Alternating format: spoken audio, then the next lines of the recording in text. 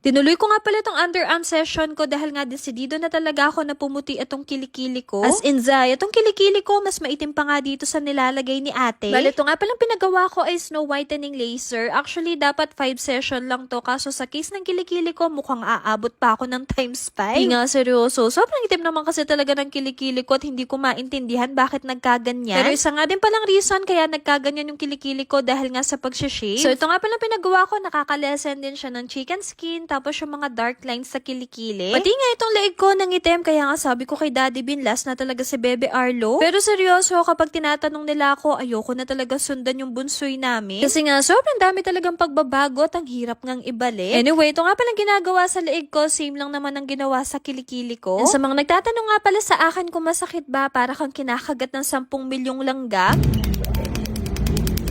Ito naman si Daddy Bin, every time na bumabalik kami dito, ina-avail niya yung Fit Slim EMS. Bali, yung 1 session nga pala na to ay katumbas ng 30,000 sit-ups. Imagine, nakahiga ka lang, walang kapagod-pagod at kahirap-hirap. Kaya naman kapag nagpa-pumper time kami, bet na bet talaga namin dito sa may Yuki Skincare Aesthetics. Tinubuan nga pala ako ng pimples, kaya naman naisipan ko na rin pa-facial. Tapos, ito naman si Daddy Bin, naisipan niyang pa-haifu para naman magka-shape itong face niya. May isang tao kasi na nagko-comment sa amin na lagi niyang binabash itong si Daddy Bin. And ewan ko ba kay Miss Balat, wala na talagang ginawa kundi mag-bash dito sa asawa ko. As in, kada post ko, may nasasabi siya, kaya minsan naiinis na rin ako sa kanya. Aba, syempre, hindi niyo naman ako masisisi kasi nga asawa ko to at may pakiramdam din naman kami. Nagulat pa nga kami dito sa resulta kasi isang session pa lang kitang-kita mo na talaga. And mako-compare mo talaga yung face niya. Bali yung sa left nga pala, yun pa lang yung ginawa ni Sir. Tapos yung sa right naman, ito yung mataba niyang pisngi. Sabi ko nga dito kay Daddy Bin, tapusin niya na yung 3 session dahil nakita talaga namin yung pagbabago. At dahil dyan, mag-diet ka na, uy. It's naman na sinalang itong ate namin, bali nagpa-high food din siya. Kaya naman kung gusto niyo rin maging hugis bigas, nako, itry nyo na to kasi napaka-effective niya. May oras pa naman, kaya sinamantala ko na nga din pala yung pagkakataon, bali nagpapa-permanent hair removal nga pala ako. Sobrang bilis kasi talagang tumubo yung mga buhok ko dito, kaya kahit medyo masakit, talagang tiniis ko. Napansin pa nga ni RK yung pag-aray ko, kaya ang ginawa niya, kinis pa nga niya ako ng 3 beses. Oh, diba? Napaka-sweet talaga ng ate. Tapos itong si Mark, hinihintay na nga lang pala kami dito sa may labas. Bali, tapos na nga pala siyang magpaturok din dyan. Ito kasing kapatid ko, gusto niya talagang ma-maintain yung pagka-glow ng skin niya. Kaya naman, every balik namin dito, wala din siyang palya. Bago nga pala kami umalis, nag-OOTD check na muna kami. Kaya kung bet niyo din, ilalagay ko na lang sa comment section yung link. Thank you nga pala kay Sir Homer and Ma'am Sam ng Yuki Skincare Aesthetics. Kaya naman sa mga interesado dyan, located nga pala to sa MacArthur Highway, Barangay Ninoy Aquino, Marisol, Angeles City. Then para naman sa landmark, katapat lang siya ng Veranda Restaurant. Fast forward, pumunta nga pala kami sa may San Fernando after ng birthday shoot ni Arkia. Paano ba naman kasi, gutom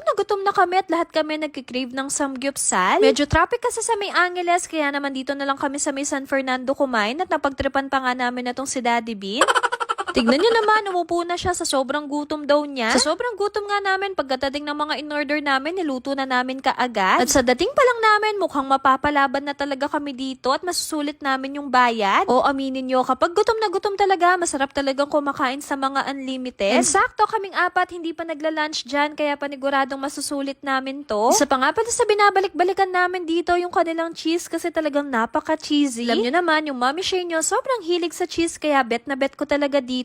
As in, kada subo ko talaga dito, napapasabi talaga ako ng yikan yaman. Kasi naman, yung mga meat nila dito ay pang premium quality, tapos yung mga side dishes nila ay napakasarap. Kaya hindi lang kami nakadalawang round dito, umabot talaga kami ng 4 rounds. And yung pinakagusto namin ino-order, yung kanilang B1, B2, and B3. So, syempre, kapag mga ganatong unli, talagang sinusulit namin yung kanilang beef. Sobrang sarap nga din ng kanilang egg dito at nakatatlong request nga kami. And isa nga pala to sa dahilan kung bakit bet namin dito kasi unlimited to kasi sa iba hindi. So ayan, pakita ko na nga rin pala sa inyo ng mabilisan yung mga side dishes nila habang nagluluto kami. Para naman sa presyo, 549 per person nga pala yung binayad namin dito. Actually, si Arkia may bayad dito kaso nga lang sabi ko kala kuya hindi naman siya kakain kaya pinakiusap ko siya. And buti na lang pumayag sila kasi sa totoo lang hindi naman talaga kumakain ng ganito yung anak ko. And sakto, bago kami pumunta dito nakapagmerienda naman siya. Kaya naman sa mga nagkikrave ng samgyupsal dyan, naku, sign na to para mag-samgy kayo kayo kasama yung asawa nyo o kaya barkada nyo. Ito talaga yung pagkain na hindi ko kasasawaan. Alam nyo ba, bago ako nanganak, nag-request din ako na kumain kami ng samgyupsal. At ngayon na nga lang ulit ako nakakain nito, kaya naman wala na talagang tigil yung bibig ko. Hindi na nga din kami nag-uusap sa mga punto na yan kasi nga seryoso na kami lahat na kumakain. Kaya naman sa mga natakam namin dyan, pagpasensyahan nyo na po tong video ko.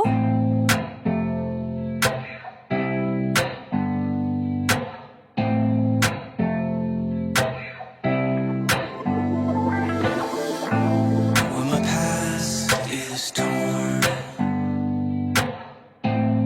My future is born.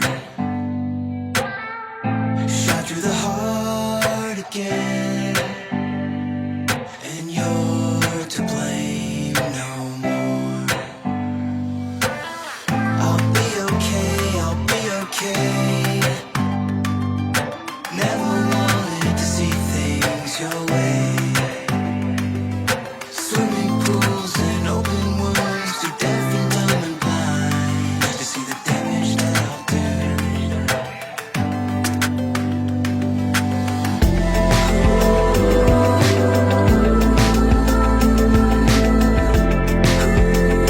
Bago nga pala kami umuwi, dumaan naman kami dito sa may KFC para bilhan ng dinner sila mama and dada. Halos mahigit kalahating araw din kasi kaming nawala. Aba, syempre, napagod sila sa kakabantay dito sa aming bunsoy. Bali kami nga pala ni Bebe Arlo, dito na nga pala kami nag-i-stay sa kabilang kwarto. Tapos atong si Arkia nga pala, bigla na lang kumatok at gusto nga daw niya makita tong baby brother niya. Actually, ito yung first time na makikita niyo yung baby brother niya kasi nga hinihiwalay namin sa kanya.